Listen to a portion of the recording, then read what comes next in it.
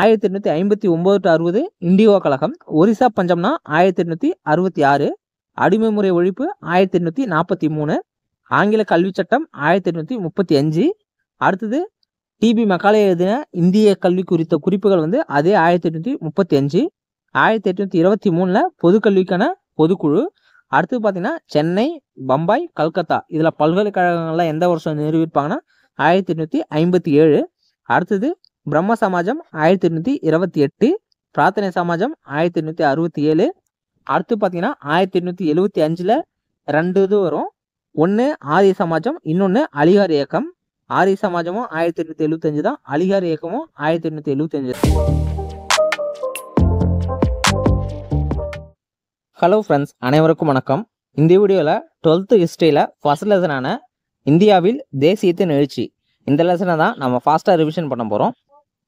இந்த வீடியோ உங்களுக்கு எப்படி இருக்குன்னா, எக்ஸாம் பாயிண்ட் ஆஃப் வியூவில் என்னென்னலாம் டேட்டாஸ் நமக்கு முக்கியமோ அந்த எல்லா டேட்டாஸுமே இந்த வீடியோவில் நம்ம கொடுத்துருக்கோம். தேவையில்லாத கதைகள்லாம் எதுவுமே இருக்காது. என்ன எக்ஸாம் பாயிண்ட் ஆஃப் வியூ இருக்கோ அது மட்டும்தான் இருக்கும். லைன் பை லைன்னு சொல்லிட்டு தேவையில்லாத பாயிண்ட்ஸ்லாம் எடுத்துகிட்டு வரல. எல்லாமே எக்ஸாம் பாயிண்ட் ஆஃப் வியூவில் மட்டும்தான் இருக்கும். நீங்கள் ரிவிஷன் பண்ணுறதுக்கோ இல்லை ஒரு பாடத்தை சீக்கிரம் கம்ப்ளீட் பண்ணுறதுக்கோ இந்த வீடியோ வந்து ரொம்ப யூஸ்ஃபுல்லாக இருக்கும். நீங்கள் இந்த வீடியோ பார்க்குறதுக்கு முன்னாடி ஒரு டைம் ஸ்கூல் புக்கில் படிச்சுட்டு வந்துடுங்க. இல்லைனா இந்த வீடியோ பார்த்ததுக்கப்புறம் ஒரு டைம் ஸ்கூல் புக்கில் படிச்சிருங்க. ஸ்கூல் புக்கில் படித்தாதான் இந்த பாடத்தோட ஸ்டோரி உங்களுக்கு தெரியும். அப்போ தான் கூற்று காரண கொஷினுக்கெலாம் உங்களால் ஈஸியாக ஆன்சர் பண்ண முடியும். அதனால் ஸ்கூல் புக்கை கண்டிப்பாக படிச்சிருங்க. படிச்சுட்டு இந்த வீடியோவை ரிவிஷனுக்கு வந்து யூஸ் பண்ணிக்கோங்க. ரிவிஷனுக்கு வந்து ரொம்ப பெஸ்ட்டாக இருக்கும் இந்த வீடியோ. இந்த லெசனை பார்க்குறதுக்கு முன்னாடி ஒரு சின்ன அனௌன்ஸ்மெண்ட் மட்டும்.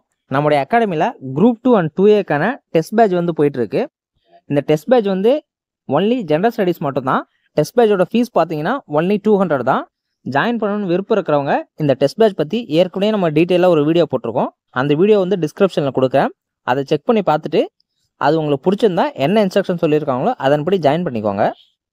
இந்த டெஸ்ட் பேட்சில் கொஷின்ஸ் எல்லாமே தற்போதைய டிஎன்பிசி ஸ்டாண்டர்டுக்கு ஏற்ற மாதிரி ரொம்ப ஸ்டாண்டர்டாக தான் வச்சுருக்கோம். ஜாயின் பண்ணணும்னு நினைக்கிறவங்க ஜாயின் பண்ணிக்கோங்க. இந்தியாவில் தேசியத்தின் எழுச்சி. ஃபஸ்ட்டு நீங்கள் ஒரு லெசன் படிக்கிறதுக்கு முன்னாடி அந்த லெசனில் என்னென்னலாம் டாபிக்ஸ் கொடுத்துருக்காங்கன்னு நீங்கள் படிக்கணும். நெக்ஸ்ட்டு அது உள்ளார என்னென்னலாம் சப் டாபிக் இருக்கோ அது எல்லாத்தையும் நீங்கள் படிக்கணும். இப்படி நீங்கள் படிக்கிறதுனால உங்களால் அந்த ஒரு பாடத்தை வந்து ஈஸியாக ஞாபகம் வச்சுக்க முடியும். இந்த மெத்தட் வந்து மெயின்ஸுக்கு வந்து யூஸ் பண்ணுவாங்க. மெயின்ஸில் டிஸ்கிரிப்டிவ் எழுதும் போது only topics and sub topics தான் படிப்பாங்க. அது படித்தாலே அதுக்கு கீழே நம்ம என்ன எழுதணும்னு நமக்கு ஆட்டோமேட்டிக்காக ஞாபகம் வரும். அதே மெத்தடை தான் இங்கே ப்ரிலிம்ஸுக்கு நீங்கள் ஃபாலோ பண்ணணும். இது நீங்கள் ஃபாலோ பண்ணிங்கன்னா உங்களுக்கு கொஷின் பேப்பர் பார்க்கும்போது இந்த டாபிக் வந்து இந்த பாடத்தில் தான் இருக்குது, இந்த பேஜஸ் தான் இருக்குன்னு உங்களுக்கு வந்து ஒரு விஷுவலாகவே வரும். உங்களுக்கு ஞாபகம் வச்சுக்கிறது வந்து ரொம்ப யூஸ்ஃபுல்லாக இருக்கும். அதனால் நீங்கள் எந்த பாடத்தை படித்தாலுமே அதை டாபிக் வைஸாக போட்டு அதில் சின்ன சின்ன டாபிக்ஸாக பிரித்து அதுக்கப்புறம் படிங்க. இது வந்து ரொம்ப யூஸ்ஃபுல்லாக இருக்கும். இந்த மெத்தடை வந்து ட்ரை பண்ணி பாருங்கள்.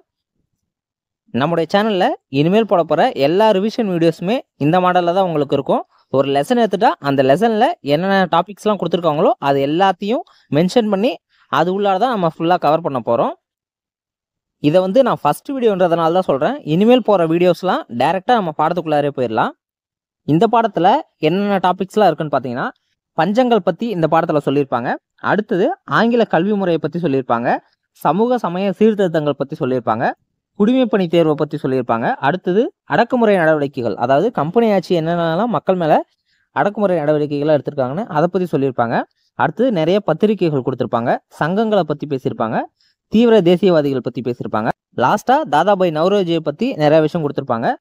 அப்புறம் இந்த டாபிக்ஸ் உள்ளார வராத அங்கங்கே சின்ன சின்ன நிறைய பாயிண்ட்ஸ் இருக்கும். அது எல்லாத்தையுமே நம்ம பிற குறிப்புகள்னு சொல்லி லாஸ்ட்டாக ஆட் பண்ணியிருப்போம். இப்போ நம்ம ஃபர்ஸ்ட் டாப்பிக்கான பஞ்சங்கள் பற்றி பார்த்துடலாம். இந்த பஞ்சங்கள் டாப்பிக்கில் என்னென்னலாம் கொடுத்துருப்பாங்கன்னா, இண்டிகோ கழகத்தை பற்றி பேசியிருப்பாங்க. அடுத்து ஒரிசா பஞ்சத்தை பற்றி பேசியிருப்பாங்க.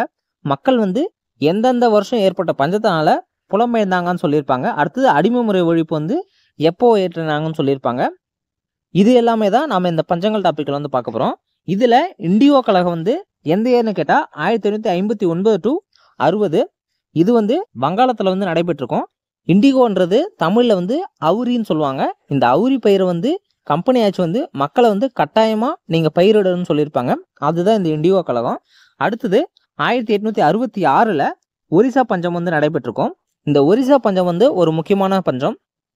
இது என்னன்னு பார்த்தீங்கன்னா, தாதாபாய் நவ்ரோஜியை வறுமையை பற்றி ஆய்வு செய்யறதுக்கு தூண்டுகோலாக இருந்தது இந்த ஒரிசா பஞ்சம் தான். அதுக்கப்புறம் தான் தாதாபாய் நவரோஜி வந்து வறுமையை பற்றி அதிகமாக ஆய்வு செஞ்சு 1901 இந்தியாவில் வறுமையும் பிரிட்டிஷ் தன்மையற்ற ஆட்சியும்னு ஒரு புக்கையும் ரிலீஸ் பண்ணியிருப்பாரு. தாதாபாய் நவரோஜை பற்றி லாஸ்ட்டாக நம்ம பார்க்கலாம். அடுத்தது பார்த்தீங்கன்னா மக்கள் வந்து எந்தெந்த வருஷம் ஏற்பட்ட பஞ்சங்களால் புலம்பெயர்ந்தாங்கன்னு சொல்லியிருப்பாங்க. 1833 1843 ஏற்பட்ட பஞ்சம் வந்து மக்கள் வந்து புலம்பெயர் அளவுக்கு பஞ்சம் ஏற்பட்டுன்னு சொல்லியிருப்பாங்க. அடுத்தது 1843 வந்து அடிமை முறை ஒழிப்பு வந்து பண்ணியிருப்பாங்க. அடுத்த டாபிக் வந்து ஆங்கில கல்வி. ஆங்கில கல்வி முறையினாலே உங்களுக்கு ஞாபகம் வர வேண்டியது டிபி மெக்காலே. டிபி மெக்காலே தான் ஆங்கில கல்வி முறையை வந்து வடிவமைத்தவர். இதில் ஆங்கில கல்வி சட்டம் எப்போன்னு பார்த்தீங்கன்னா 1835. இதே 1835 டிபி மெக்காலே வந்து இந்திய கல்வி குறித்த குறிப்புகள் வந்து எழுதியிருப்பாரு. அது இங்கிலீஷில் பார்த்தீங்கன்னா மினட் ஆன் இந்தியன் எஜுகேஷன் சொல்லுவாங்க. அடுத்து பார்த்தீங்கன்னா 1823 பொது கல்விக்கான பொதுக்குழு வந்து ஆரம்பிச்சிருப்பாங்க. நெக்ஸ்ட் ஒன் பார்த்தீங்கன்னா சென்னை, பம்பாய், கல்கத்தாவில் வந்து பல்கலைக்கழகம் வந்து உருவாக்கியிருப்பாங்க. அது எப்போன்னு பார்த்தீங்கன்னா 1857. அடுத்த டாபிக் வந்து சமூக சமய சீர்திருத்தங்கள். இதை பற்றி இந்த பாடத்தில் கொஞ்சமாக தான் கொடுத்துருப்பாங்க. நீங்கள் 10th படிக்கும்போது இதை பற்றி நிறைய விரிவாக்கமாக படிப்பீங்க. இந்த பாடத்தில் என்ன கொடுத்துருக்காங்களோ அதை மட்டும் நம்ம பார்க்கலாம். இதில் சமூக சமய சீர்திருத்தங்கள் சொல்லி 2 இயக்கங்கள் கொடுத்துருப்பாங்க. இந்த 2 இயக்கங்களோட டிஃப்ரென்ஸ் வந்து நீங்கள் கண்டிப்பாக தெரிஞ்சுக்கணும். எந்தெந்த இயக்கங்களில் என்னென்ன இயக்கங்கள் வருதுன்னு கண்டிப்பாக தெரிஞ்சுருக்கணும். கூட்டு காரணத்தில் இது வந்து கேட்பாங்க. சீர்திருத்த இயக்கங்கள்லாம் என்னென்ன வரும்னு தெரிஞ்சுக்கணும். மீட்பு இயக்கங்கள்லாம் என்னென்ன வரும்னு தெரிஞ்சுக்கணும். சீர்திருத்த இயக்கங்களில் என்னென்ன வரும்னா பிரம்ம சமாஜம், பிரார்த்தனை சமாஜம், அலிகார் இயக்கம், இது 3மே உங்களுக்கு சீர்திருத்த இயக்கத்தில் வரும். அடுத்தது மீட்பு இயக்கங்களில் பார்த்தீங்கன்னா ஆரிய சமாஜம், ராமகிருஷ்ண இயக்கம், தியோபந்த இயக்கம், இது எல்லாமே மீட்பு இயக்கங்களில் வரும். மீட்பு இயக்கங்கள் என்னன்னா இதில் வந்து மதத்தை பேஸ் பண்ணி அதுக்கான நடவடிக்கைகள் வந்து எடுத்திருப்பாங்க. எக்ஸாம்பிளுக்கு பார்த்தீங்கன்னா சுத்தி இயக்கம் இந்த மாதிரிலாம் எடுத்திருப்பாங்க. இது வந்து உங்களுக்கு 10th புக்கில் நல்லா தெளிவாக கொடுத்துருப்பாங்க. அங்கே படிக்கும்போது நீங்கள் தெளிவாக படிச்சுக்கலாம். இதில் கொஞ்சம் பாயிண்ட்ஸ் தான் கொடுத்துருப்பாங்க. அது மட்டும் தான் நம்ம பார்க்குறோம். இதில் பிரம்ம சமாஜம் வந்து யார் உருவாக்கியிருப்பாங்கன்னு பார்த்தீங்கன்னா ராஜாராம் மோகன் ராய் வந்து உருவாக்கியிருப்பாரு. எந்த வருஷம்னா 1828. இதோட எக்ஸாக்ட் டேட் என்னன்னு பார்த்தீங்கன்னா ஆகஸ்ட் 20. ஆகஸ்ட் 20 1828 தான் பிரம்ம சமாஜத்தை வந்து ராஜாராம் மோகன் ராய் வந்து நிறுவியிருப்பாரு. அடுத்தது பிரார்த்தனை சமாஜம். பிரார்த்தனை சமாஜம் வந்து 1867 ஆத்மராங் பாண்டுரங் வந்து நிறுவியிருப்பாரு. அடுத்தது பார்த்தீங்கன்னா அலிகார் இயக்கம். அலிகார் இயக்கம் வந்து 1875 சையத் அகமது கான் வந்து நிறுவியிருப்பாரு. இந்த 1875 2 இடத்துல வரும். அடுத்து பார்த்தீங்கன்னா ஆரிய சமாஜம். ஆரிய சமாஜமும் அதே 1875 தான். ஆரிய சமாஜத்தை உருவாக்குனவர் வந்து தயானந்த சரஸ்வதி. அடுத்தது ராமகிருஷ்ணா இயக்கம். ராமகிருஷ்ணா இயக்கம் வந்து விவேகானந்தர் உருவாக்கியிருப்பாரு 1897. Next topic சீர்திருத்தவாதிகள். இதில் வந்து ஒரு சில சீர்திருத்தவாதிகளை சொல்லியிருப்பாங்க. அவங்களுடைய ஊரையும் மென்ஷன் பண்ணியிருப்பாங்க. ஃபர்ஸ்ட் வந்து புனேவில் வந்து ஜோதிபா பூலே. ஜோதிபா பூலே வந்து மகாத்மான்னு சொல்லுவாங்க. இவர் வந்து குலாம்கிரின்னு ஒரு புத்தகத்தை எழுதியிருப்பாரு. குலாம்கிரிக்கு என்ன அர்த்தம்னு பார்த்தீங்கன்னா அடிமைத்தனம்னு அர்த்தம். அடுத்து பார்த்தீங்கன்னா கேரளாவில் யார் யாருன்னு பார்த்தீங்கன்னா நாராயணகுருவும் ஐயங்காளியும். அடுத்து தமிழ்நாட்டில் உங்களுக்கு எல்லாத்துக்கும் தெரியும் வள்ளலார், வைகுண்ட சுவாமிகள், அயோத்திதாசர். இவங்க எல்லாமே அந்தந்த ஊரில் இருந்த சீர்திருத்தவாதிகள். இந்த ஊர் பேரை வந்து நீங்கள் நல்லா பார்த்துக்கோங்க. தமிழ்நாடு பிரச்சனை இல்லை, உங்களுக்கு ஞாபகம் இருக்கும். கேரளாவும் புனேவும் ஞாபகம் வச்சுக்கோங்க. புனேல ஜோதிபா பூலே, கேரளாவில் நாராயணகுருவும் ஐயங்காளியும். அடுத்தது குடிமை பணியை பற்றி சொல்லியிருப்பாங்க. குடிமை பணி வந்து ஃபஸ்ட்டு வந்து 21 வயசாக இருந்திருக்கும். குடிமை பணிக்கான தேர்வு எழுதுறதுக்கு வந்து 21 வயசாக இருந்திருக்கும். அப்போது வந்து இந்தியர்கள் நிறைய பேர் இந்த குடிமை பணி தேர்வு எழுதுறாங்கன்னு சொல்லிட்டு ஆங்கிலேயர்கள் வந்து அதை 19 வயசாக குறைச்சிருப்பாங்க. நல்லா நோட் பண்ணிக்கோங்க. ஃபஸ்ட்டு 21 இருக்கும், அதை குறைச்சது வந்து 19. அப்போ இருந்த சங்கங்கள்லாம் இந்த குடிமைப்பணி தேர்வை வந்து இந்தியாவிலையும் இங்கிலாந்துலேயும் ஒரே டைமில் நடத்தும்னு சொல்லியிருப்பாங்க. ஃபஸ்ட்டு வந்து சென்னை மகாஜன சபை வந்து இதை சொல்லியிருப்பாங்க. அடுத்தது சென்னை மகாஜன சபையை காங்கிரஸோட இணைச்சதுக்கப்புறம் காங்கிரஸும் இதே கொள்கை தான் முன் வச்சிருப்பாங்க. குடிமைப்பணி தேர்வை இங்கிலாந்துலேயும் இந்தியாவிலையும் ஒரே டைமில் நடத்தும்னு சொல்லியிருப்பாங்க. அடுத்தது என்னென்னலாம் அடக்குமுறை நடவடிக்கைகள் எடுத்திருக்காங்கன்னு பார்க்கலாம். ஃபர்ஸ்ட் பார்த்தீங்கன்னா அடக்குமுறை ஒழுங்காற்று சட்டம். இது எப்போன்னு பார்த்தீங்கன்னா 1870 இந்திய தண்டனை சட்டம் 1870 படி பிரிவு 124A கீழே இந்த அடக்குமுறை ஒழுங்காற்று சட்டம் வந்து ஏற்றிருப்பாங்க. அடுத்தது பிராந்திய மொழி சட்டம். பிராந்திய மொழி சட்டம் வந்து 1878. இதை வட்டார மொழி சட்டம்னு சொல்லுவாங்க. அதுவும் 1878 தான். பிராந்தியம்னாலும் வட்டாரம்னாலும் ஒன்று தான், கன்ஃபியூஸ் பண்ணிக்காதீங்க. பிராந்திய மொழி சட்டம் 1878, வட்டார மொழி சட்டம்னாலும் 1878 தான். அடுத்தது இல்பர்ட் மசோதாவை பற்றி பார்க்கணும். இந்த இல்பர்ட் மசோதான்றது ஒரு முக்கியமான மசோதா. அப்போ வந்து ஆங்கிலேயர்கள் காலத்தில் வந்து இந்திய நீதிபதிகள் வந்து ஐரோப்பியர்களை விசாரிக்க கூடாதுன்னு இருந்துச்சு. இந்த இல்பர்ட் மசோதா தான் ஐரோப்பியர்களை விசாரிக்க அதிகாரம் கொடுத்துச்சு.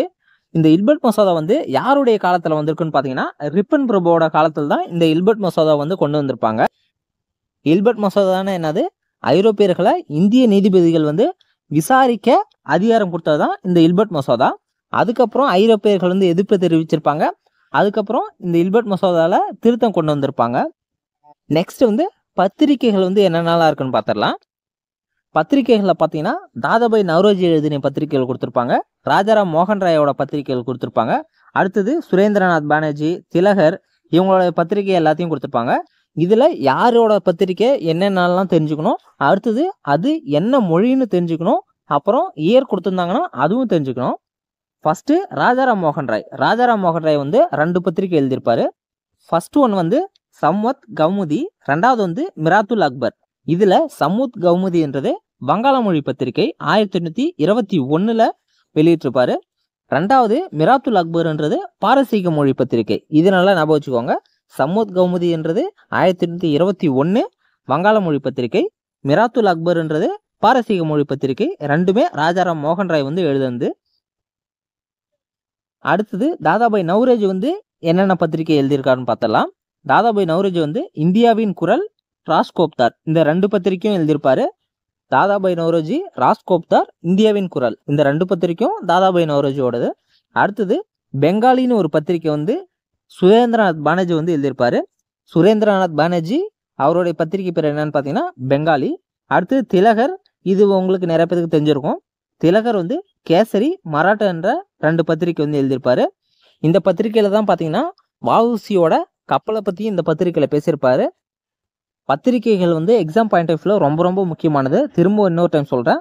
ராஜாராம் மோகன் ராயோட பத்திரிகை சம்வத் கௌமுதி, மிராத்துல் அக்பர். சம்வத் கௌமுதி 1821 வெளியிட்டிருப்பாங்க, வங்காள மொழி பத்திரிகை. மிராத்துல் அக்பர் பாரசீக மொழி பத்திரிகை. அடுத்து தாதாபாய் நவ்ரோஜி, ராஸ்கோப்தார், இந்தியாவின் குரல். சுரேந்திரநாத் பானர்ஜி பார்த்தீங்கன்னா பெங்காலி. திலகர் கேசரி, மராட்டா. இந்த பத்திரிகை எல்லாத்தையுமே கண்டிப்பாக நீங்கள் ஞாபகம் வச்சுக்கணும். எக்ஸாம் பாயிண்ட் ஆஃப் வியூவில் ரொம்ப ரொம்ப முக்கியமானது. அடுத்த டாபிக் பார்த்துடலாம். அடுத்த டாபிக் பார்த்தீங்கன்னா சங்கங்கள் பற்றி கொடுத்துருக்காங்க. இந்த பாடத்தில் வந்து சென்னை வாழ் மக்கள் சங்கம், அடுத்தது சென்னை மகஜன சங்கம், அப்புறம் இந்திய தேசிய காங்கிரஸ், இது 3 பற்றியும் கொடுத்துருப்பாங்க. ஃபஸ்ட்டு நம்ம சென்னை வாசிகள் சங்கத்தை பற்றி பார்த்துடலாம். இந்த சென்னை வாசிகள் சங்கம் வந்து நிறைய வணிகர்கள் சேர்ந்து இந்த சென்னை வாசிகள் சங்கத்தை உருவாக்கியிருப்பாங்க. இதில் ரொம்ப முக்கியமானவர் யாருன்னு பார்த்தீங்கன்னா கஜுலு லட்சுமண அரசு. இவர் தான் அந்த உருவாக்கத்தில் முக்கிய பங்கு வச்சிருப்பாரு. இதோட டேட் என்னைக்குன்னு பார்த்தீங்கன்னா 1852 பிப்ரவரி 26. இது நல்லா ஞாபகம் வச்சுக்கோங்க. இந்த சங்கத்தோட முக்கியமான நோக்கம் என்னன்னு பார்த்தீங்கன்னா மக்களோட குறைபாடுகளை வந்து கம்பெனிக்கு கொண்டு போய் சேர்க்கறது தான் இந்த சங்கத்தோட முக்கியமான நோக்கம். இதில் ஒரு 2 மனு வந்து கொடுத்துருப்பாங்க. அதில் முக்கியமான மனு வந்து 1853 டிசம்பரில் சமர்ப்பித்த மனு. இந்த மனுவில் என்ன சொல்லியிருப்பாங்கன்னு பார்த்தீங்கன்னா ரயத்துவாரி முறை, ஜமீன்தார் முறையெல்லாம் எதிர்த்திருப்பாங்க. ஏன்னா அது வந்து விவசாயிகளுக்கு வந்து ரொம்ப துன்பத்தை கொடுத்துச்சு. அதனால ரயத்துவாரியும் ஜமீன்தார் முறையும் எதிர்த்திருப்பாங்க. அதுக்கு பதிலாக பண்டைய கிராம முறையை வந்து மீட்டெடுக்கணும்னு சொல்லியிருப்பாங்க. இது வந்து விவசாயம் சார்ந்தது. அடுத்தது நீதித்துறை சார்ந்த திருத்தங்களும் இவங்க கோரியிருப்பாங்க. நீதித்துறையில் இருக்கிற நீதிபதிகளோட நீதித்துறை அறிவு வந்து ரொம்ப கம்மியாக இருக்குது. அதனால் நீதித்துறையோட பங்கு வந்து சரியில்லை அப்படின்னு சொல்லியிருப்பாங்க. அடுத்தது நீதிபதிகளுக்கு வந்து வட்டார மொழி வந்து சரியாக தெரியல, அதனாலையும் நீதித்துறை வந்து சரியாக செயல்படாமல் இருக்குது அப்படின்னு இந்த மனுவில் வந்து சொல்லியிருப்பாங்க. இந்த சங்கத்தோட முக்கியமான குறைபாடு என்னன்னு நீங்கள் கண்டிப்பாக தெரிஞ்சிருக்கணும். கூற்று காரணத்தில் கேட்கறதுக்கு நிறைய வாய்ப்பு இருக்குது. இந்த சங்கத்தோட முக்கியமான குறைபாடு என்னன்னா இந்த சங்கம் வந்து ஒன்லி சென்னை மாகாணத்திற்குள்ள மட்டும்தான் நடந்துச்சு. அடுத்தது தேசிய அளவில் வந்து இந்த சங்கத்தால் ஒரு பெரிய ஈடுபாட்டை வந்து கொண்டு போக முடியல. ஒன்லி சென்னை மாகாணத்துக்குள்ளார மட்டும்தான் செயல்பட்டுருக்கு. தேசிய அளவில் வந்து செயல்பட முடியல. இந்த சென்னை வாசிகள் சங்கம் வந்து வீழ்ச்சி அடைகிறதுக்கு முக்கியமான காரணம் என்னன்னு பார்த்தீங்கன்னா 1866 கஜுலு லட்சுமண அரசு வந்து இறந்துருவார். இவர் இருந்ததுக்கப்புறம் இந்த சங்கத்தோட செயல்பாடுகள் வந்து வலுவிழந்துரும். திரும்பவும் இன்னொரு டைம் சொல்கிறேன், கீ பாயிண்ட்ஸ் மட்டும் சொல்கிறேன், ஞாபகம் வச்சுக்கோங்க. சென்னை வாழ் மக்கள் சங்கம் வந்து கஜுலு லட்சுமண அரசு உருவாக்குனதுல முக்கியமான ஒரு பங்கு வச்சிருப்பாரு. இதோட டேட் என்னன்னு பார்த்தீங்கன்னா 1852 பிப்ரவரி 26. இதோட முக்கிய நோக்கம் வந்து மக்களோட குறைபாடுகளை கம்பெனிக்கு தெரிவிக்கிறது. அடுத்தது இவங்க கொண்டு வந்த மனுவில் ஒரு 2 திருத்தங்களை கோரியிருப்பாங்க. ஜமீன்தாரி முறையும் ஜாகிர்தாரி முறையும் எதிர்த்திருப்பாங்க. அதை எதிர்த்துட்டு பண்டைய கிராம முறை வந்து வேணும்னு சொல்லியிருப்பாங்க. நீதித்துறையிலையும் சீர்திருத்தம் வேணும்னு சொல்லியிருப்பாங்க. இதோட குறைபாடுகள் என்னன்னு பார்த்தீங்கன்னா சென்னை மாகாணத்தில் மட்டும்தான் நடந்திருக்கும். தேசிய அளவில் வந்து இதோட பங்கு வந்து அதிகமாக இருந்திருக்காது. இதுதான் இதோட குறைபாடுகள். அடுத்தது சென்னை மகாஜன சங்கம் பற்றி பார்க்கலாம். சென்னை மகாஜன சங்கம் வந்து எப்போ ஏற்படுத்துறாங்கன்னு பார்த்தீங்கன்னா 1884 மே 16 வந்து இந்த சென்னை மகாஜன சங்கத்தை வந்து உருவாக்கியிருப்பாங்க. இதில் உருவாக்கினவங்கள முக்கியமானவங்க யார் யாருன்னு பார்த்தீங்கன்னா ஜி சுப்பிரமணியம், எம் வீரராகவாச்சாரி, அனந்தசார்லு, ரங்கையா, பாலாஜிராவ், சேலம் ராமசாமி. இவங்க எல்லாமே இந்த சென்னை மகாஜன சங்கத்தை உருவாக்கினவங்கள முக்கியமானவங்க. சென்னை மகாஜன சங்கம் பற்றி 10th புக்கில் நல்லா தெளிவாக கொடுத்துருப்பாங்க. அதில் நல்லா படிச்சுக்கோங்க. அடுத்தது முக்கியமான ஒரு விஷயம் என்னன்னா சென்னை மகாஜன சங்கத்தை வந்து காங்கிரஸோட இணைச்சிருப்பாங்க. அது எந்த மாநாட்டில்னு கேட்கறதுக்கு வாய்ப்பு இருக்கு. சென்னை மகாஜன சங்கத்தை காங்கிரஸோட இணைத்தது எந்த மாநாடுன்னு கேட்டால் பம்பாய் மாநாடு. இந்த பம்பாய் மாநாட்டில் தான் சென்னை மகாஜன சங்கத்தை காங்கிரஸோட இணைச்சிருப்பாங்க. இந்த பம்பாய் மாநாடுன்றது என்னன்னு பார்த்தீங்கன்னா காங்கிரஸோட முதல் மாநாடு. காங்கிரஸோட முதல் மாநாட்டில் தான் சென்னை மகாஜன சங்கத்தை காங்கிரஸோட இணைச்சிருப்பாங்க. இதனால ஞாபகம் வச்சுக்கோங்க. சென்னை மகாஜன சங்கம்னா டேட் வந்து 1884 மே 16. அதில் உருவாக்கத்தில் முக்கியமானவங்க ஜி சுப்பிரமணியம், எம் வீரராகவாச்சாரி, அனந்தச்சர்லு, ரங்கையா, பாலாஜிராவ், சேலம் ராமசாமி. இந்த சென்னை மகாஜன சங்கத்தை எப்போ காங்கிரஸோட இணைச்சாங்கன்னா பம்பாய் மாநாட்டில் வந்து இணைச்சிருப்பாங்க. இந்த பம்பாய் மாநாடுன்றது காங்கிரஸோட முதல் மாநாடு. காங்கிரஸோட முதல் மாநாடு வந்து எந்த இயர்னு மறக்காமல் நீங்கள் கமெண்ட் பண்ணுங்கள். 10th புக்கில் படிச்சிருப்பீங்க, மறக்காமல் கமெண்ட் பண்ணுங்கள். அடுத்தது இந்திய தேசிய காங்கிரஸ் பற்றி கொஞ்சம் பாயிண்ட்ஸ் கொடுத்துருப்பாங்க. இந்திய தேசிய காங்கிரஸ் வந்து எப்போ உருவாக்கியிருப்பாங்கன்னு பார்த்தீங்கன்னா 1885 டிசம்பர் 28 பம்பாயில் வந்து உருவாக்கியிருப்பாங்க. இதில் உருவாக்கத்தில் முக்கியமான பங்கு யாருக்குன்னு பார்த்தீங்கன்னா ஏஓ ஹியூம்ன்றவர் தான். இந்த ஏஓ ஹியூம் வந்து 1884 டிசம்பரில் சென்னை பிரம்மஞான சபை கூட்டத்துக்கு தலைமை தாங்கியிருப்பார். இந்த கூட்டத்தில் தான் காங்கிரஸை உருவாக்குறதுன்னு ஒரு முடிவு எடுத்திருப்பாங்க. காங்கிரஸோட முதல் தலைவர் யாருன்னு பார்த்தீங்கன்னா WC பானர்ஜி. இவர் தான் காங்கிரஸோட முதல் தலைவர். ஏற்கனவே சொன்னது தான், குடிமைப்பணி தேர்வை வந்து இந்தியாவிலையும் இங்கிலாந்துலேயும் ஒரே டைமில் நடத்தணும்னு காங்கிரஸும் சொல்லியிருப்பாங்க.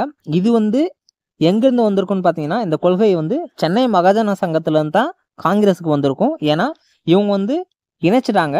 அதனால் அந்த கொள்கைகளை இந்திய தேசிய காங்கிரஸும் சொன்னாங்க. இந்திய தேசிய காங்கிரஸ் பற்றி என்னென்ன பாயிண்ட்ஸ் பார்த்துருக்கோம். அதோட இயர் 1885 டிசம்பர் 28 பம்பாயில் உருவாக்குனாங்கன்னு பார்த்தோம். இதுக்கான முக்கிய காரணம் என்னன்னு பார்த்தீங்கன்னா 1884 டிசம்பரில் சென்னை பிரம்மஞான சபை கூட்டம் தான். அதில் தலைமை வகித்தவர் யாருன்னு பார்த்தீங்கன்னா ஏஓ ஹியூம் தான்.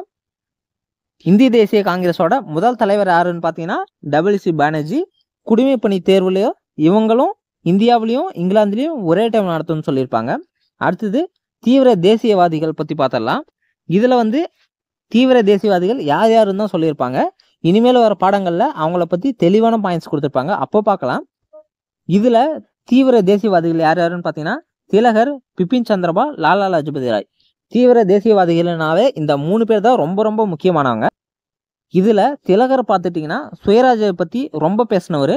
சுயராஜ்யமே எனது பிறப்புரிமைன்னு சொன்னவர். அது எப்போன்னு பார்த்தீங்கன்னா 1897 தான் சுயராஜ்யமே எனது பிறப்புரிமைன்னு சொல்லியிருப்பார்.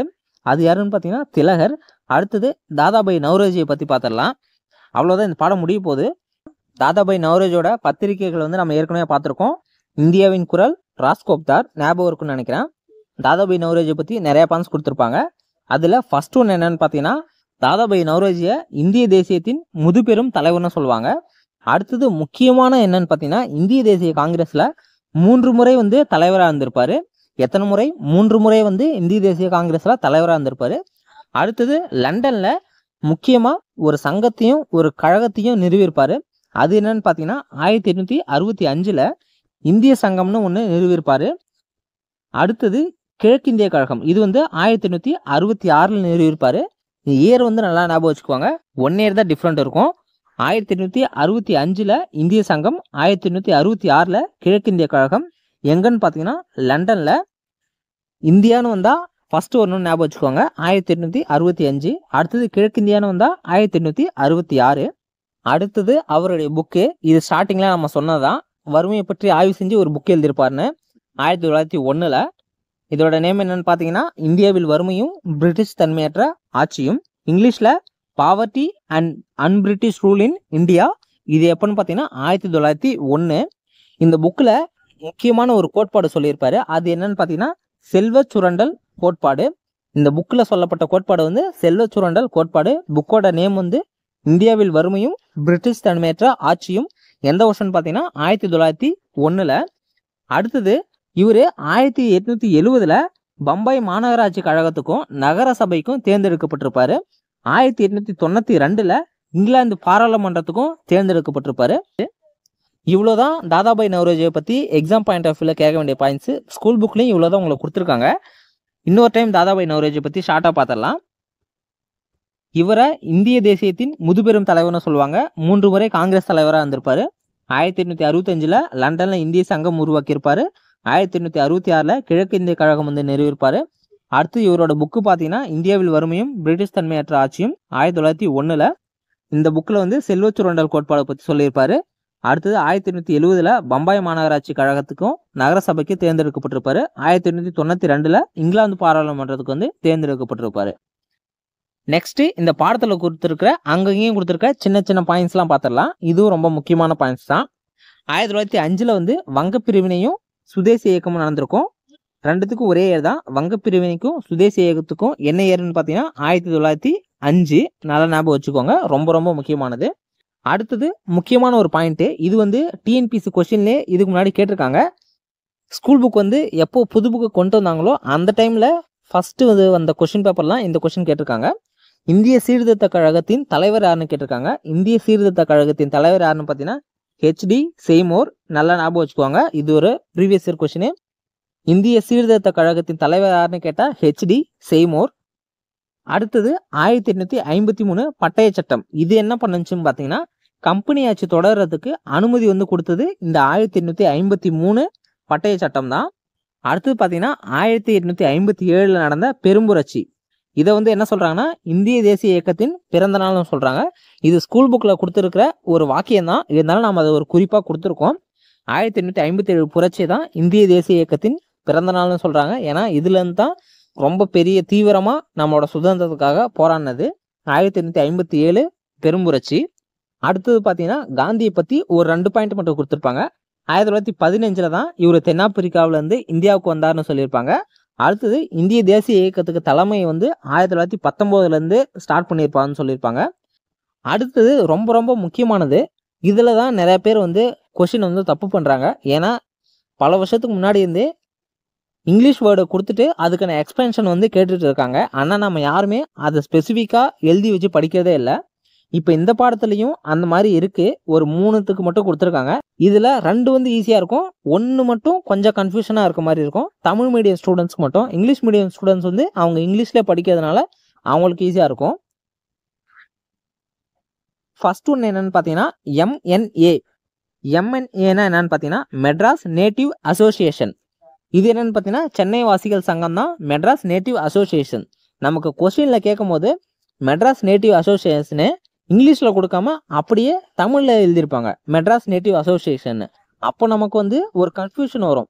நமக்கு சென்னை வாசிகள் மக்கள் சங்கத்தோட தெரியும், அதில் யார் உருவாக்குனாங்க, அதோட குறைபாடுகள் நோக்கம் எல்லாமே நமக்கு தெரியும். இருந்தாலும் அங்கே மெட்ராஸ் நேட்டிவ் அசோசியேஷன் தமிழில் எழுதியிருந்தாங்கன்னா அந்த இடத்துல ஒரு கன்ஃபியூஷன் வந்துடும். இது அவ்வளோ பெரிய விஷயம்லாம் ஒன்றும் கிடையாது, ஒரு சின்ன டிரான்ஸ்லேஷன் தான். அதை வந்து நமக்கு கன்ஃபியூஷன் ஆகிற மாதிரி இருக்கும் எக்ஸாம் ஹாலில். அதை மட்டும் நல்லா பார்த்துக்கோங்க. அடுத்தது எம்எம்எஸ் என்றது வந்து மெட்ராஸ் மகாஜன சபா சென்னை மகாஜன சங்கம். அடுத்து பார்த்தீங்கன்னா ஐஎன்சி. இது மோஸ்ட்லி எல்லாத்துக்கும் தெரியும். ஐஎன்சின்றது இந்திய நேஷனல் காங்கிரஸ், இந்திய தேசிய காங்கிரஸ். அடுத்தது ரொம்ப ரொம்ப முக்கியமானது, இந்த பாடத்தில் இது வரைக்கும் நம்ம என்ன வருடங்கள்லாம் பார்த்தோமோ அதை தொகுத்து அப்படியே லைனாக கொடுத்துருக்கோம். இதை நீங்கள் வந்து ஒரு நோட்டு போட்டு எழுதி வச்சுக்கோங்க. இதில் வந்து நம்ம சரியாக ஆர்டர் வைஸ் கொடுக்கல. நீங்கள் எழுதும் போது இயர் வைஸ் போட்டு எந்தெந்த ஆர்டரில் வருமோ இயர் வைஸ் அப்படியே எழுதிக்கோங்க. ஃபாஸ்ட்டாக பார்த்துடலாம். 1859 to 60 இண்டிகோ கழகம். ஒரிசா பஞ்சம்னா 1866. அடிமை முறை ஒழிப்பு 1843. ஆங்கில கல்வி சட்டம் 1835. அடுத்தது டிபி மெக்காலே எழுதின இந்திய கல்வி குறித்த குறிப்புகள் வந்து அதே 1835. 1823 பொதுக்கல்விக்கான பொதுக்குழு. அடுத்தது பார்த்தீங்கன்னா சென்னை, பம்பாய், கல்கத்தா இதில் பல்கலைக்கழகங்கள்லாம் எந்த வருஷம் நிறுவிருப்பாங்கன்னா 1857. அடுத்தது பிரம்ம சமாஜம் 1828. பிரார்த்தனை சமாஜம் 1867. அடுத்து பார்த்தீங்கன்னா 1875 2 இது வரும். ஒன்று ஆரிய சமாஜம், இன்னொன்று அலிகார் இயக்கம். ஆரிய சமாஜமும் 1875 தான், அலிகார் இயக்கமும் 1875 தான். அடுத்தது 1857 பெரும்புரட்சி நடந்திருக்கும். அடுத்து பார்த்தீங்கன்னா பிராந்திய மொழி சட்டம் இல்லைன்னா வட்டார மொழி பத்திரிகை சட்டம் 1878. அடுத்தது பார்த்தீங்கன்னா அடக்குமுறை ஒழுங்காட்டு சட்டம் 1870. இந்திய தண்டனை சட்டம் 1870 படி பிரிவு 124 ஏழுக்கு கீழே இந்த சட்டம் வந்து உருவாக்கியிருப்பாங்க. அடுத்தது பார்த்தீங்கன்னா ராஜாராம் மோகன் ராய் எழுதின வங்காள மொழி பத்திரிகையான சம்வத் கௌமுதி இது எந்த வருஷம்னு பார்த்தீங்கன்னா 1821. அடுத்தது சென்னை வாசிகள் சங்கம் 1852 பிப்ரவரி 26. அடுத்தது 1884 மே 16 சென்னை மகாஜன சங்கத்தை நிறுவியிருப்பாங்க. அடுத்தது காங்கிரஸ் வந்து 1885 டிசம்பர் 28 நிறுவியிருப்பாங்க. வங்கப்பிரிவினை சுதேசி இயக்கம் இது ரெண்டுத்துக்குமே 1905 தான் வருடம். அடுத்து பார்த்தீங்கன்னா தாதாபாய் நவ்ரோஜி நிறுவிய இந்திய சங்கம் கிழக்கிந்திய கழகம். இந்திய சங்கம் வந்து 1865, கிழக்கிந்திய கழகம் வந்து 1866. இதை எப்படி ஞாபகம் வச்சிருக்குன்னு ஏற்கனவே சொல்லியிருக்கேன், உங்களுக்கு ஞாபகம் இருக்குன்னு நினைக்கிறேன். அடுத்தது அவர் எழுதிய புத்தகமான 1901 இந்தியாவில் வறுமையும் பிரிட்டிஷ் தன்மையற்ற ஆட்சியும். அவ்வளோதான், இந்த பாடத்தை முடிச்சாச்சு. எக்ஸாம் பாயிண்ட் ஆஃப் வியூவில் எல்லா பாயிண்ட்ஸுமே நம்ம பார்த்தாச்சு, ஒரு பாயிண்ட்ஸ் கூட நம்ம மிஸ் பண்ணல. நீங்கள் ஸ்கூல் புக்கு ஒரு டைம் படிச்சுட்டு இந்த வீடியோவை பாருங்கள், இல்லை இந்த வீடியோவை பார்த்துட்டு ஸ்கூல் புக்கு ஒரு டைம் படிங்க. ஸ்கூல் புக்கு கண்டிப்பாக படிக்கணும், படித்தாதான் அந்த லெசனில் கொடுத்துருக்க ஸ்டோரி தெரியும். ஸ்டோரி தெரிஞ்சாதான் கூற்றுக்காரணம் கொஸ்டினுக்கெலாம் ஆன்சர் பண்ண முடியும். ஒன்லி இந்த கீ பாயிண்ட்ஸை வச்சு மட்டுமே கூற்றுக்காரண கொஸ்டினை வந்து ஆன்சர் பண்ண முடியாது. நமக்கு அதை ஆன்சர் பண்ணுறதுக்கு ஸ்டோரி வந்து தெரியணும். ஸ்கூல் புக்கை கண்டிப்பாக படிக்கணும். இந்த வீடியோவில் கொடுத்துருக்க எல்லா பாயிண்ட்ஸுமே நீங்கள் ஒரு நோட்டு போட்டு எழுதி வச்சுக்கோங்க. லாஸ்ட் டைம் ரிவிஷன் பண்ணுறதுக்கு ரொம்ப யூஸ்ஃபுல்லாக இருக்கும். நீங்கள் ஒரு பாடத்துக்கு நோட்ஸ் எடுத்தாலுமே இந்த வீடியோவில் நான் எப்படி கொடுத்துருக்கணும் அதே மாதிரி தான் நீங்கள் நோட்ஸ் எடுக்கணும். ஒரு பாடம் எடுத்துக்கிட்டா கீ பாயிண்ட்ஸை மட்டும்தான் எழுதணும். அதுவும் நீங்கள் ஃபஸ்ட் டைம் எழுதும் போது தான் அதிகமாக இருக்கும். அடுத்தது நீங்கள் எழுதும் போது உங்களுக்கு என்ன ஞாபகம் இல்லையோ அதை மட்டும்தான் எழுதணும். அப்போனா தான் கடைசி டைமில் வந்து ரிவிஷன் பண்ணுறதுக்கு வந்து ரொம்ப யூஸ்ஃபுல்லாக இருக்கும். பாடத்தை வந்து அப்படியே எழுதி வைக்கக்கூடாது, இந்த மாதிரி கீ பாயிண்ட்ஸ் மட்டும்தான் எழுதணும். இதிலே நம்ம நிறைய குறைச்சி எழுதலாம். அது நீங்கள் இன்னும் படிக்க படிக்க திரும்ப திரும்ப ரிவிஷன் பண்ண உங்களுக்கான கீ பாயிண்ட்ஸ் வந்து ரொம்ப கம்மியாயிடும்.